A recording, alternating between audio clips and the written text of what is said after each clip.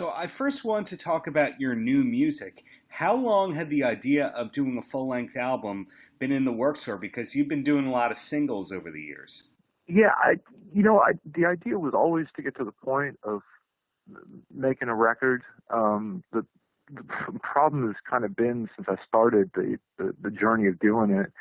I got pulled off in about 10 different directions, working on different things, and I just didn't have the time to get the DEF CON record finished.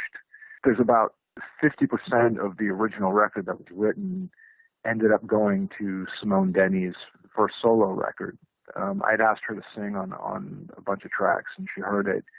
And she said, okay, well, yeah, I really want to sing on these songs, and I love them, but I want this to be my record. And so I was like, okay, so I sort of shifted gears and ended up writing and producing a record for her. And again, half of those songs were sort of meant for DEF CON Sound System originally. So I finished writing a record for her, and then, I also work in artist management, and I had a lot of artists I was working with that were making records, and so I had to sort of help work on those as well. And I just didn't. It's just been crazy the past decade, getting to the point where I could finally put out my own record. Well, that does make it easier to get a publishing deal, I'd imagine. Yeah. Sure. So do you ultimately view yourself as a musician and a manager, one more than the other? Look, being an artist manager that's my day job. Like, everybody needs a job. And it's just that I happen to work in music. It's the only thing I've ever cared about, the only thing I've ever been passionate about. And so I figured out how to, work in the industry while at the same time, being a musician as well. I always think of myself as a musician first, and then, I work as a manager. One of the things, though, that I always do is setting boundaries, where I tend to work with artists who I'm not competing with musically. So I tend to work with a lot of heavy metal bands, or hard rock bands, or someone like Simone, who's straight up soul music or dance music, where I'm not competing for the same media exposure or the same marketing exposure or anything like that. It's an entirely different thing from what I'm doing, and that balance seems to work. And all of the artists that I do work with are well aware of the fact that I also make music and do things on my own, and they're all incredibly supportive. And if they weren't, if any of them were ever uncomfortable with that arrangement, then I would have no problem at all just sort of saying, okay, well, this isn't going to work. I don't want to step on your toes. I don't want to be seen as being competition to what you're doing at all. There has to be that level of respect. Well, are you the sort of artist that writes every day, or given how busy it is in a career in artist management, which is a 24/7 thing, that it just happens in little dribs and drabs? The weird thing is for me, I songs pop into my head, and ideas for music pops into my head, and it kind of germinates and lives there. And I, there's a lot of songs on the DEF CON record that, were in my head for years, just playing over and over on loops. And when I, would have some time, then I could sit down and knock them out. But there's always something brewing in my head. There's always something going on. It just, I don't get the chance to get into the studio to take care of, to exercise those demons, if you will, out of my brain as often as I would like. And so I kind of, when I have a block of time, I really have to make the most of it and sort of purge as much as I possibly can in a go. And the idea of being under a name like DEF CON as opposed to being Adam, is that something that happened by accident, or you just one time did a remix and it went well and you kept with it? The band that I was in when I was really young, this band called Monster Voodoo Machine, I always hated the name of the band. It just drove me absolutely insane. And when we took a break in like 1995. I just thought like, okay, I'm going to start working on some other solo stuff, and it gave me and the name Def Con Sound System had popped into my head at that time, and I was like, that's a better name than Monster Voodoo Machine. That was what I was thinking at the time, and it just stuck, and I just always, really liked it, and it conjured up these images of everything that I loved when I was young, which is, the Jamaican sound systems. But then also, I was a huge fan of weirdly, as a musician growing up, I was more in awe of record producers than I necessarily was of a lot of musicians. And, growing up in the 80s, I was hugely influenced by Rick Rubin. For him to be able to work 1 minute with, LL Cool J and Run DMC and the Beastie Boys, and then jump to Slayer and Danzig, and then, eventually moving on later on to Johnny Cash things.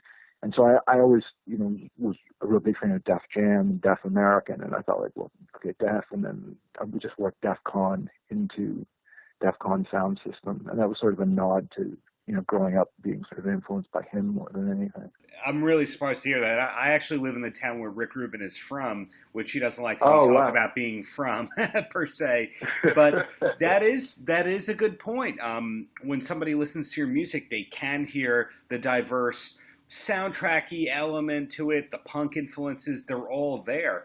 Was your old band, part of my ignorance, but was your old band like that as well? Or is this, your project where you actually get to sound like what you want to sound like? Well, the thing is, when I was in Voodoo, we were very diverse. We jumped around a lot, and we took a lot of heat for it. There were some people who understood what we were doing, and some people who didn't. And even some guys in the band hated the fact that I was always pushing for us to experiment and do weird things. And we would write songs where we would, the guitar riffs would sound like Quicksand, and then they'd be over, a drum beat that would sound like something from like a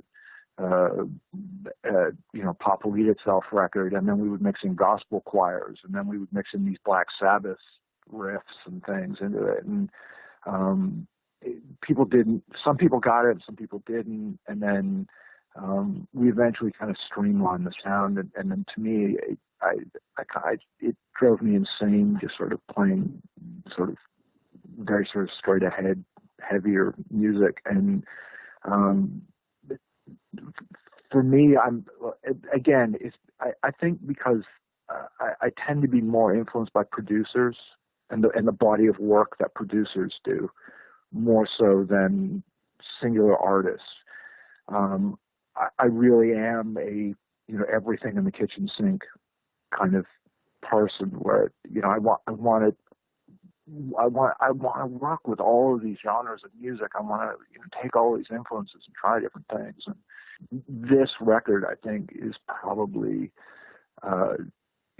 it's the best at the moment. Anyways, it's sort of the best representation of that. And this is there's a lot of and also with Voodoo too, I really was not a particularly accomplished musician at that point at all. I'm still not. I'm still, pick something up, hit it, and if it makes an okay sound, I'll record it. I'm not a virtuoso on any instrument at all. I am incredibly fortunate, and I hope people understand this, that I'm incredibly fortunate in that I have incredibly talented friends who help me all the time with things. And on this Def Con record, Justin Allen McWilliams, Pat Farragon, Paul Myers, guys who play on the record, we've been playing music together since 1983. I mean, these are the same guys I was 13 years old playing, GBH and Clash songs in our basements with. And we're still making music together, and they're still helping me sort of realize these crazy ideas that I have. So the appropriate follow-up question would be, if the first album took this long to come out and it's finally coming out, it's finally something that people can listen to, is there a second album already being thought about? Yeah, I'm already underway with it. The process now, I realize I'm sort of playing catch up at this point. So I'm about halfway finished, sort of, with the basic ideas for the second record. But I'm sort of working on a 3-album plan right now. This record very much, is kind of a sacrifice play, if you will. I'm just doing everything I can to sort of just get the name into circulation and just sort of build it up a bit, so that by the time there is a second record, or even the third record, that's when we can really start, playing a lot and hopefully we'll have built up a little bit of a following by that point.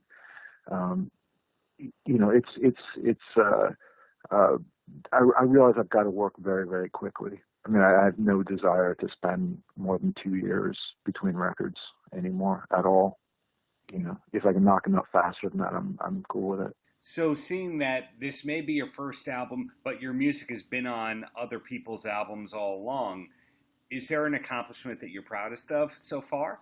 This record, honestly, this one, this is the record I wish I'd made when I was 12 or 13 years old.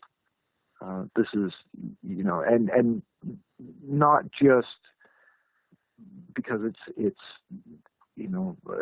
sort of my own record, if you will, but because I got to make it with lifelong friends who are a part of it, and I think what's been great is people finally able to sort of see this and go like, oh shit, oh okay, there's a lot more to you than just what we may have known from this project or that project. There's a much better, a much more rounded view of influences, and I think people can get a better sense of who I am, rather than just being, one part of another sort of more two-dimensional project. I said to somebody the other day that, making the records that I've made in the past or worked on in the past has always been sort of like painting with maybe 2 or 3 colors. You know what the entire record is going to sound like based upon 1 or 2 songs on the record. Whereas Defcon sound system is like painting with 10 colors or 20 colors, and you have no idea song to song to song what you're going to get or what little influences are going to be mixed into what's happening. And I feel really good about it, and I feel good that people sort of seem to be at least somewhat receptive to it. To me, that's the mark of success. That's all I really care about. I don't need to sell 1 million records. I'm not interested in that. Right on. So any last words for the kids? The kids?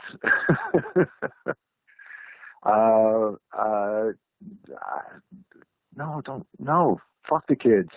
God damn it. So thanks for checking it out. I'm not sure what else I could possibly say.